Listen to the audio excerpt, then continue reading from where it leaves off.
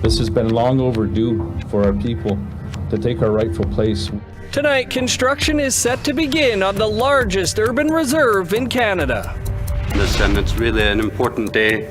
I think we all understand that healthcare, not only in Nunavut but across Canada, has really seen the challenges. N.W.T signs a deal to bring in more healthcare workers. So many people, even other nations have chosen our sacred language to speak. And the Alexis Nakota Sioux Nation in Alberta wraps up a 3-day conference to protect the Nakota language.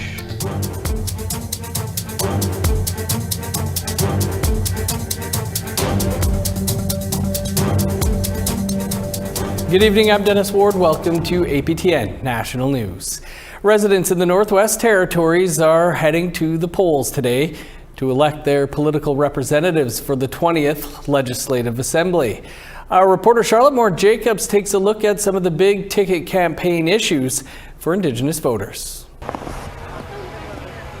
By the end of today, Northwest Territories residents will be one step closer in deciding their political future for the next 4 years.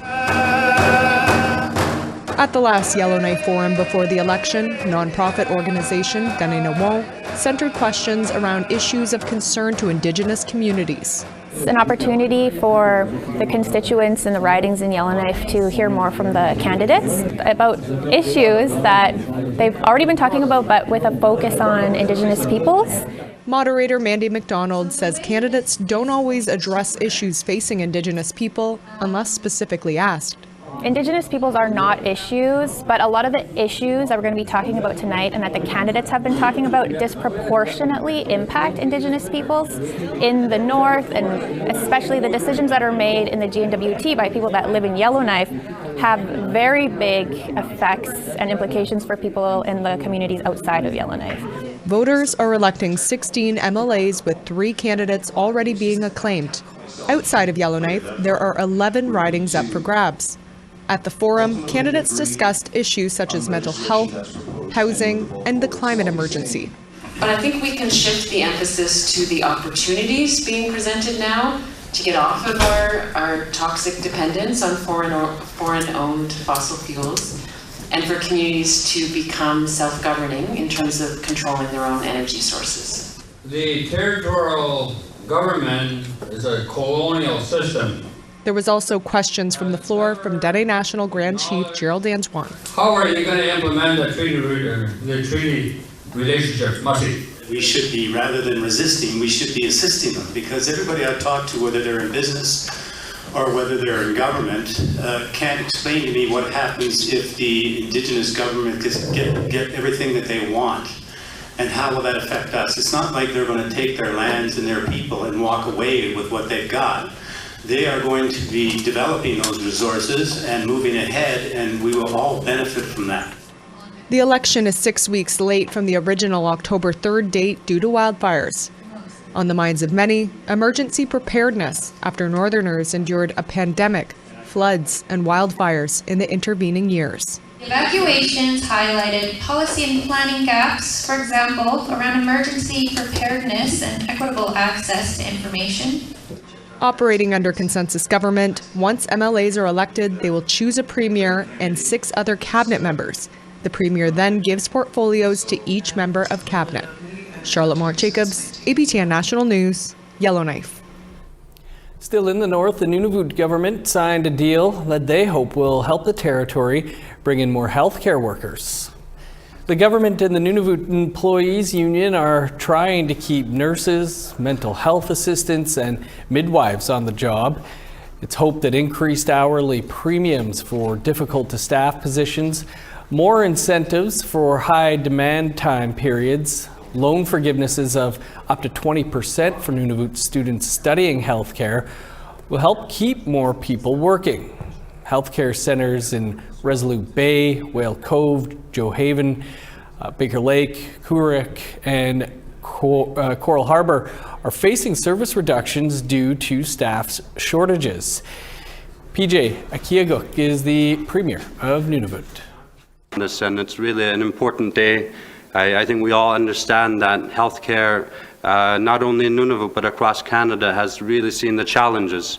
And today is a very special day to really see what we could do to support the incredible healthcare professionals we have here in territory, and how more we could do as a government to support those we have, and to bring in measures that allow us to be able to stabilize the operations to ensure Nunavut have the level of care that every Canadian expects.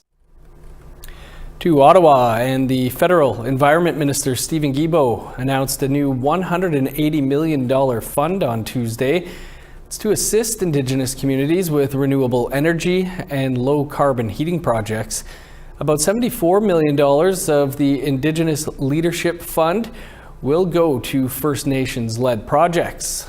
The remaining $106 million is slated for Métis and Inuit projects. Guilbeault had this to say about the important role Indigenous communities are playing in energy transition. We have much to learn from the ambitious climate action Indigenous communities are taking across Canada.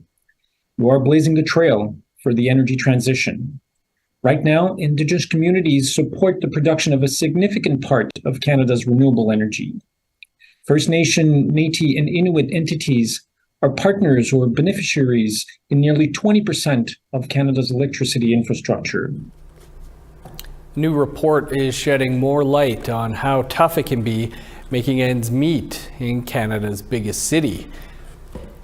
1 in 10 people in Toronto now rely on food banks, twice as many as the previous year.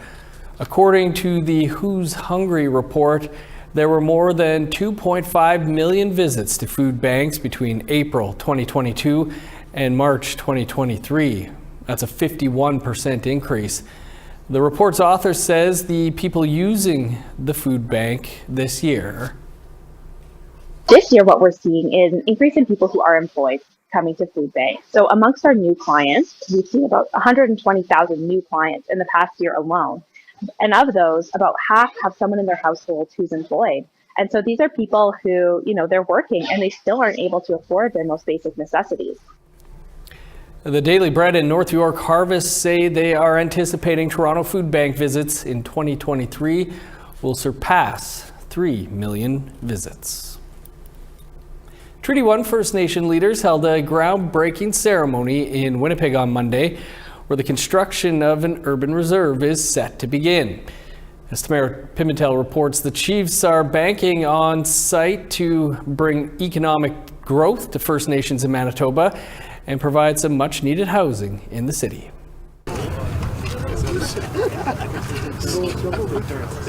It's the first phase of N.W.T, a long-awaited project on the former Capion Barracks Army Base in southwest Winnipeg. The 109-acre lot will be transformed into an economic zone and urban reserve. This has been long overdue for our people to take our rightful place. We have always been economic people. We have always been people that sat down and made agreements. Broken Head Chief Gordon Blue Sky joined the leaders from 6 other Treaty 1 First Nations to welcome the project. The Treaty 1 nations were awarded the former Army base in 2019 following a dispute with the federal government. A small portion is still owned by the Canada Land Company. Speaking at the groundbreaking ceremony, Manitoba Premier Wab Kinew said his government has passed a cabinet order relinquishing any future claims to the site. This is economic reconciliation. This is an opportunity to see people move forward together in a good way with the Treaty 1 leadership as stewards of this economic development. N.W.T could accommodate up to 3,000 homes and hold roughly 1 million square feet of commercial space. The development is expected to be completed in 10 to 15 years. Tamara Pimentel, APTN National News, Winnipeg. The race is on for the next National Chief of the Assembly of First Nations. We'll be speaking with all the candidates ahead of the election, including Sheila North, after the break.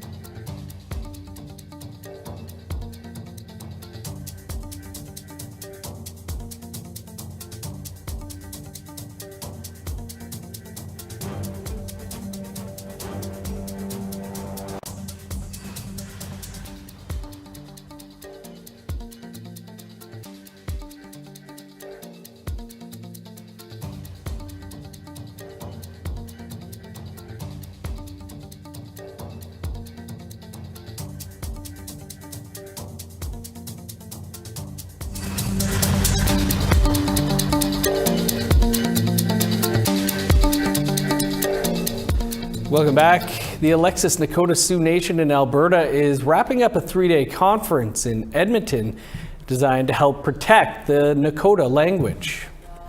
The event brought hundreds of Nakota, Lakota, and Dakota people together to find methods to revitalize the Nakota Stoney language.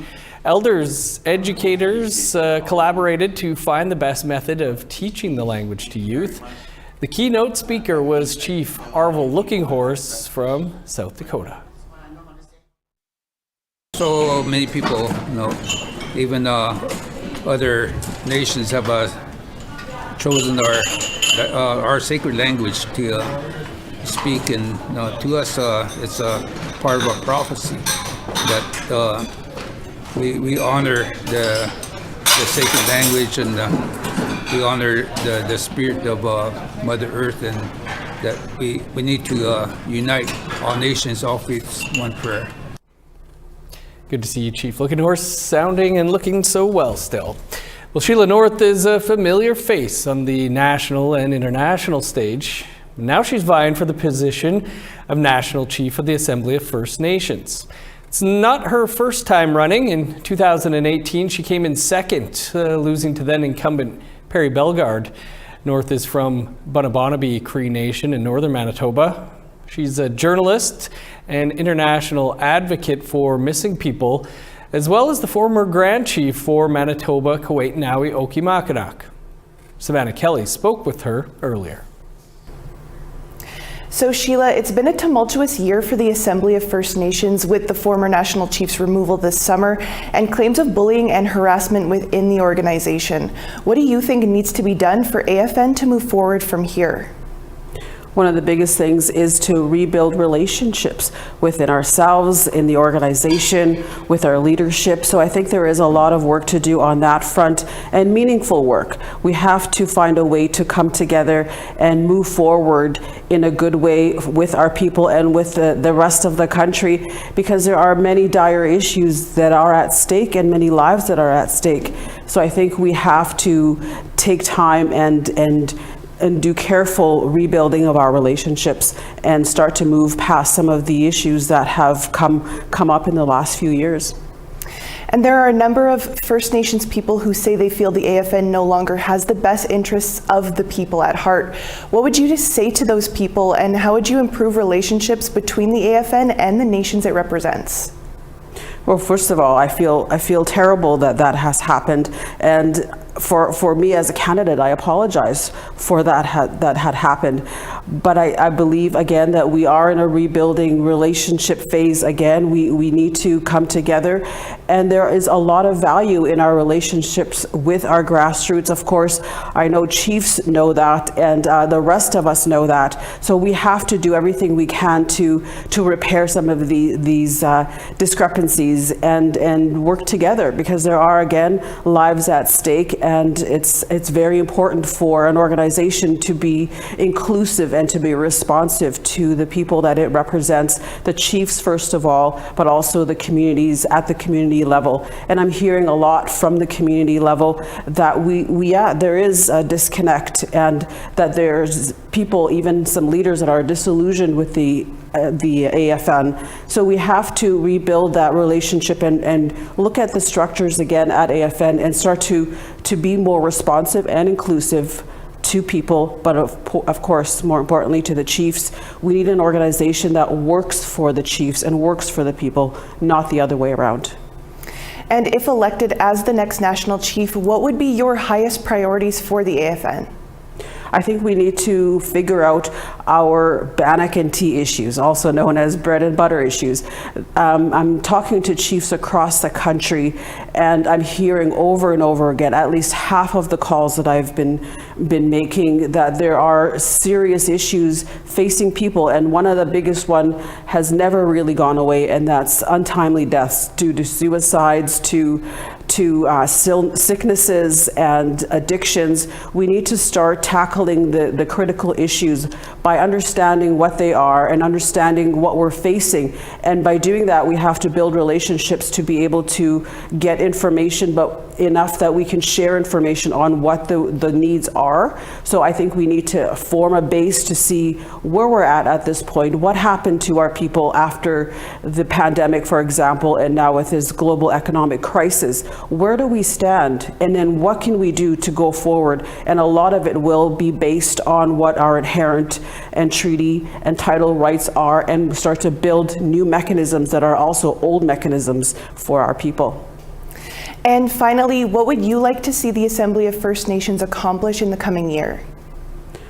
Unity. I think that is the biggest challenge right now, is to find common ground. There's going to be diversity, no doubt, across the country, and there is, and that will be valued and that will be respected.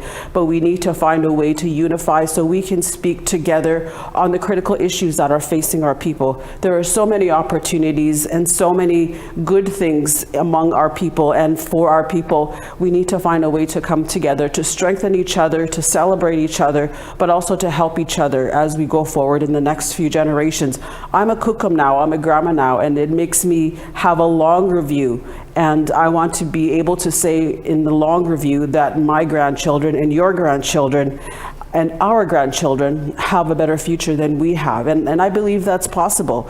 I know that this is a moment in time. If we look back 150 years ago, where were we? And 150 years later, here we are. We're in every facet of society. And if we go forward together, where will we be in the next few generations? And I have great hope in that, in our future. Great. Well, we'll have to leave it there, Sheila, but thank you very much for taking some time for us today. You're welcome. Thank you. So over the next week and a bit, we'll be running our interviews with all 6 of the candidates running for National Chief. The election will take place on December 6th. Time for another quick break. Still to come, look at tonight's episode of Face to Face, where our guest is also former candidate for National Chief. Stick around.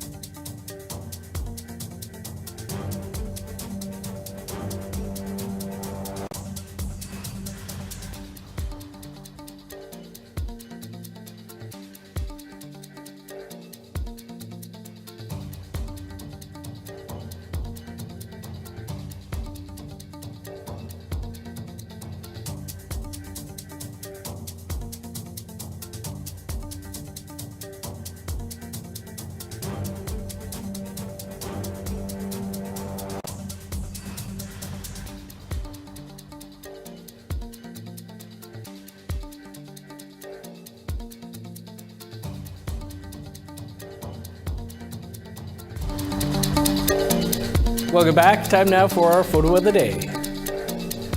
And this photo of the beautiful and calm waters of Clear Lake, Manitoba, I'm sure it's pretty chilly too, located in Rocky Mountain National Park, sent in by Lucille Paul. Thanks for watching, Lucille, and sending in your photo. Remember that your photos can be sent to share at aptn.ca for the chance to be our next photo of the day. Now let's take a look at Wednesday's weather forecast. Starting on the East Coast, +6 in Halifax, 4 above in Fredericton. -2 in Kuujjuaq, 4 below in Nain. 8 in Montreal, +3 with snow in Chibougamau. 10 in Sault Ste. Marie, cloudy and 9 for North Bay. Sunny and 9 in Thunder Bay, +4 in Sioux Lookout. +2 for God's Lake and the Paw, 3 in Norway House. 6 above in Winnipeg, +5 in Dauphin. 3 in Regina, 4 above in Saskatoon. 2 for Meadow Lake, snow and 0 in Buffalo Narrows. Snow across parts of northern Alberta, -7 for High Level and Fort Chipewyan. 4 above in Edmonton, +6 for Lethbridge. 7 above in Vancouver, 10 in Victoria. 0 in Prince George and Smithers, cloudy and 8 below in Dease Lake. -6 in Old Crow, 7 below in Whitehorse. -12 in Yellowknife, 11 below in Norman Wells. 10 below for Sax Harbor and Pulatuck. -13 with snow in Baker Lake and Arviette. -10 with snow in Resolute, 4 below and flurries in Igloolik.